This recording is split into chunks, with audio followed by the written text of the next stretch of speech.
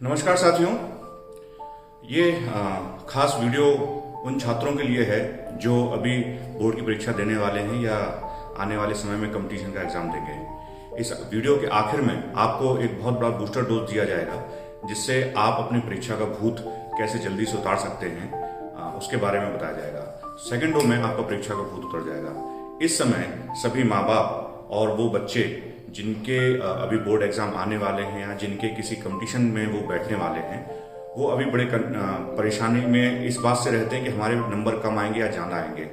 तो इस गफलत में जो है कई बार हमारे श्वास की गति पर, कई बार हमारे शरीर पर और कई बार हमारे इमोशंस पर कभी गलत असर पड़ते हैं। तो सबसे पहले तो ये समझना है हमारे माँ बाप को कि उन बच्चों के लिए हम इतना प्रेशराइज नहीं कर दें कि हम उनके नंबरों में अपने नंबर को देखने लग जाएं। ये ना देखें कि उसके नंबर कम आए, इसका मतलब ये नहीं कि हमारे नंबर कम आए।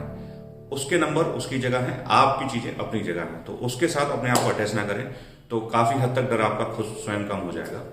और बच्चों को ये समझने की जरूरत है कि ये ठीक है, एक छोटा सा एग्जाम है, पास हो गए बहुत अच्छी बात है, अच्छे नंबर आ गए बहुत अच्छी बात है, मेरिट में आ गए और भी अच्छी बात है, टॉप कर गए और भी अच्छी बात है। लेकिन अगर फेल हो गए तो जिंदगी की परीक्षा नहीं हारने वाले।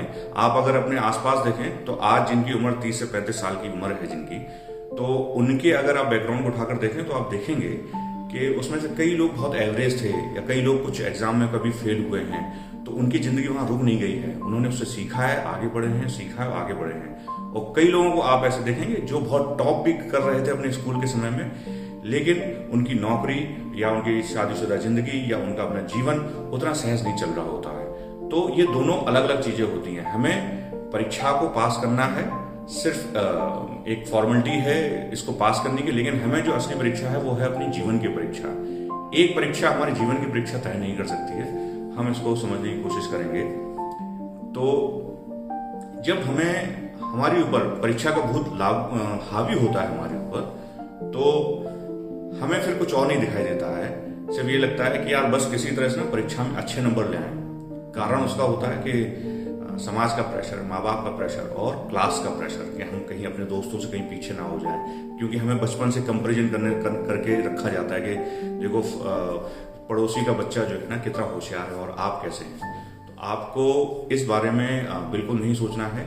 ये सिर्फ जस्ट एक मनोविज्ञान की तरह इसको समझें कि जस्ट आपको ऊपर से एक दबाव डाला जाता है, लेकिन आपको ना अपने रिदम पर ही चलना होता है, अपनी गति से पढ़ना होता है। हर बच्चे की अपनी खूबी होती है।